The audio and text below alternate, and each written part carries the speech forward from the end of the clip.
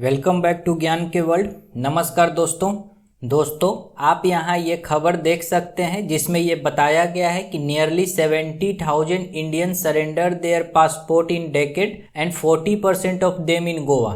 तो आज के इस वीडियो में हम जानेंगे कि ऐसा क्या कारण है कि गोवा के लोग सबसे ज्यादा पासपोर्ट सरेंडर कर रहे हैं। साथ ही साथ पासपोर्ट और नागरिकता से संबंधित क्या नियम है वो भी देखेंगे और ये भी जानेंगे कि आखिर क्या कारण है कि लोग भारत की नागरिकता छोड़कर अन्य देशों की नागरिकता को अपना रहे हैं। दोस्तों, आगे बढ़ने से पहले आपसे एक रिक्वेस्ट करेंगे कि अगर आपको ये वीडियो पसंद आता है तो प्लीज लाइक करिए और चैनल को सब्सक्राइब जरूर करिए। तो आप यहाँ देख सकते हैं कि वर्ष 2011 से 2022 के बीच में अप्रॉक्स 70,000 इंडियन के द्वारा जो है वो अपना पासपोर्ट सरेंडर कर दिया गया है। और ये कहाँ किया गया है तो रीजनल पासपोर्ट ऑफिस में किया गया है। और सबसे ज़्यादा सरप्राइजिंग ये बात है कि ये जो 70,000 सरेंडर किया गया है इसका 90% जो पासपोर्ट है वो देश के केवल 8 स्टेट और यूटी से है। डेट इज गोवा, पंजाब, गुजरात, महाराष्ट्र, केरला, तमिलनाडु, दिल्ली और चंडीगढ़।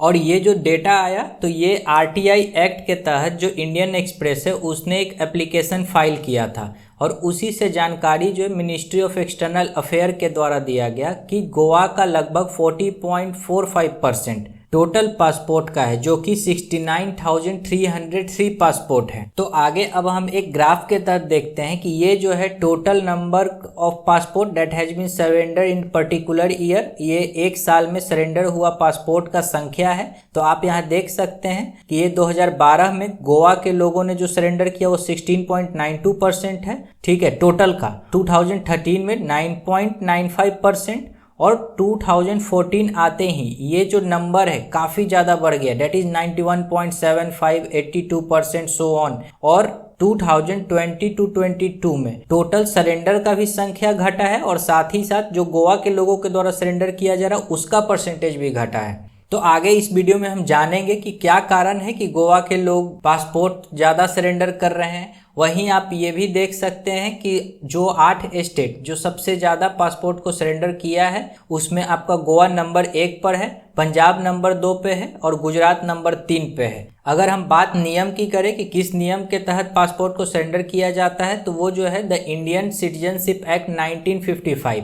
ये जो है ब्रिटिश कॉन्स्टिट्यूशन से लिया गया और इसके तहत कोई भी भारतीय व्यक्ति जिसका ओरिजिन इंडियन हो वो ड्यूअल सिटीजनशिप नहीं रख सकता है, वो दोहरी नागरिकता नहीं रख सकता है। इन केस अगर किसी भी व्यक्ति के पास पूर्व से अगर भारतीय पासपोर्ट है और वो किसी और देश का नागरिकता को प्राप्त करता है तो उस केस में उसको इमीडिएटली इंडियन पासपोर्ट को सरेंडर कर देना होगा। अर्थात कि गोवा के लोग सबसे ज़्यादा जो है दूसरे देश की नागरिकता ले रहे हैं, उसके बाद फिर पंजाब और फिर गुजरात का आता है नंबर। और अगर बात करें कि इसी को और स्ट्रेंथन किया गया पासपोर्ट एक्ट 1967 से और इसके तहत सेक्शन 12 क्लॉज 1A के तहत जो है इंडियन पासपोर्ट के मिसयूज को ऑफेंस कहा गया है। पासपोर्ट एक्ट के तहत ये भी कहा गया है कि आप जैसे ही कोई और देश का नेशनलिटी को अपनाते हैं तो आपको इंडियन पासपोर्ट को जो भी आपका नियरेस्ट एम्बेसी, हाई कमीशन या फिर रीजनल पासपोर्ट ऑफिस है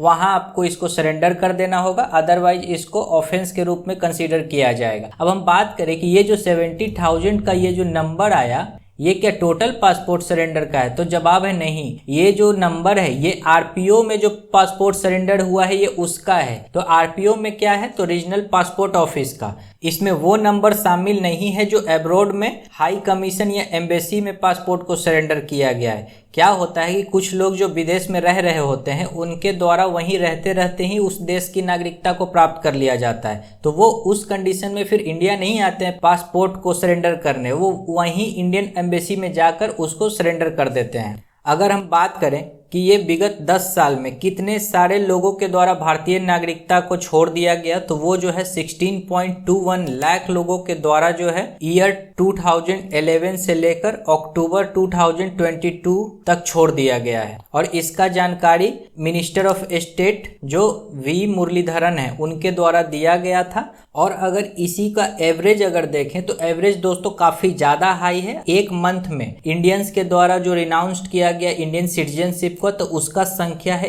11,422, यानी कि लगभग 11,400 लोगों के द्वारा एक महीने में भारतीय नागरिकता का त्याग कर दिया जाता है 2011 के बाद से। वहीं जो पासपोर्ट सरेंडर करने का जो रेशियो है आरपीओ में यानी कि रीजनल पासपोर्ट ऑफिस में, वो जो है 482 है, ये पर मंथ का है। अब हम बात करते हैं कि आखिर गोवा के लोगों के द्वारा पासपोर्ट सबसे अधिक सरेंडर क्यों किया जा रहा है। तो उसके पीछे का कारण है कि पुर्तगाल जो है वो ऑफर करता है गोवा के ऐसे लोगों को जिनका जन्म 1961 से पहले हो गया था। इनके 3 जनरेशन को पुर्तगाल जो है वो ऑप्शन देता है कि पुर्तगाली सिटीजन बनने के लिए रजिस्टर कर सकते हैं आप। इसके तहत क्या होता है कि जो 3 जनरेशन हो गया, यानी कि एक जिसका जन्म 1961 से पहले हो गया और उसके 2 और जनरेशन, 2 फर्दर जनरेशन और, यानी कि ये सन है, ये फादर एंड ये ग्रैंडफादर, ये 3 जनरेशन को जो है अपने यहाँ पुर्तगाली सिटीजन बनने के लिए रजिस्टर करने का ऑप्शन देता है।